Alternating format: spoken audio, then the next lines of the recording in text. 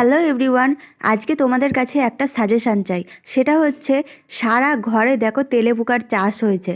আর এই বড় বড় ব্যাগগুলো আমরা যখন বাড়ি থেকে আসি তখন এইতেই মালপত্র এনেছিলাম।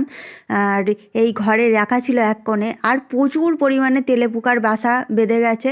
এই দেখো মা কি করেছিল, একটা মানে শীতের জামা কাপড় বার করবে বলে মানে খুঁজছিল, মানে খুঁজে পাচ্ছিল না, দিয়ে খুঁজতে গিয়ে দেখে মানে তেলেপুকার গাদা।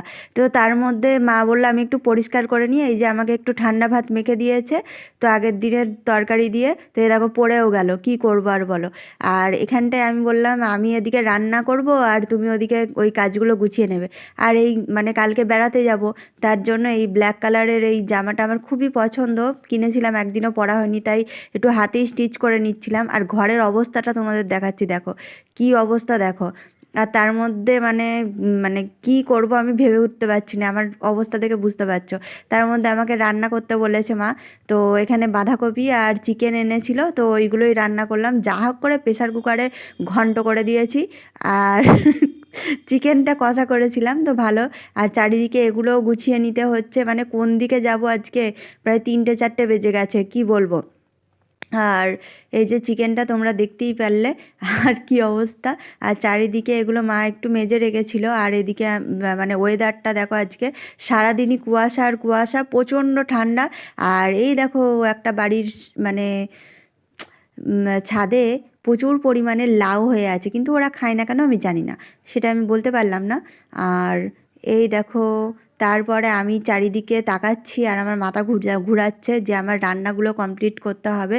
আর এই দিকে জানালা দিয়ে দেখায়, দেখো প্রকৃতিটা কত সুন্দর, তোমাদের জন্য একটুখানি ক্যাপচার করেছিলাম, কত সুন্দর লাগছে, পুরো সুইজারল্যান্ডের মতো। তোমরা তো জানো আমার সুইজারল্যান্ড খুব ভালো লাগে, জানি না কোনো দিন যেতে পারবো কি না, কিন্তু এইগুলো দিয়েই তোমাদের দেখাই, আর তোমরা মজার মজার কমেন্ট করো, সেগুলো আমার খুব ভালো লাগে।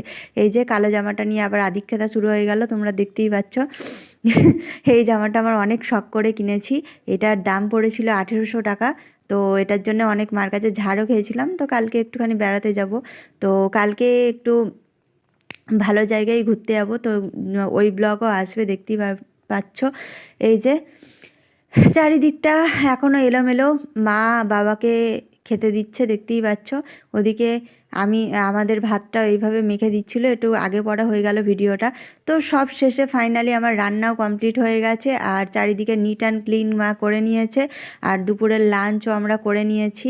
এই দেখো কতটা পরিষ্কার লাগছে, তোমরা দেখেই বুঝতে পারছো। আর কেমন লাগলো পরিষ্কার করাটা অবশ্যই কমেন্ট করে জানিও। আমার তো খুবই ভালো লেগেছে। এই দেখো মা এখানে আবার আমাদের লাঞ্চের জন্য ভাত বাড়ছে, এদের আমি তরকারিটা করেছিলাম, ভালোই হয়েছিল। আর এদিকে চিকেনটা তোমরা দেখতেই পাচ্ছ, ওটাও কষা কষাই করেছিলাম। আর তার সাথে ছিল ভাত, একটু ধনিয়া পাতা চাটনি হলে জাস্ট জমে যেত। ভিডিওটা কেমন লাগলো, ভালো লাগলে লাইক কমেন্ট অ্যান্ড শেয়ার করো।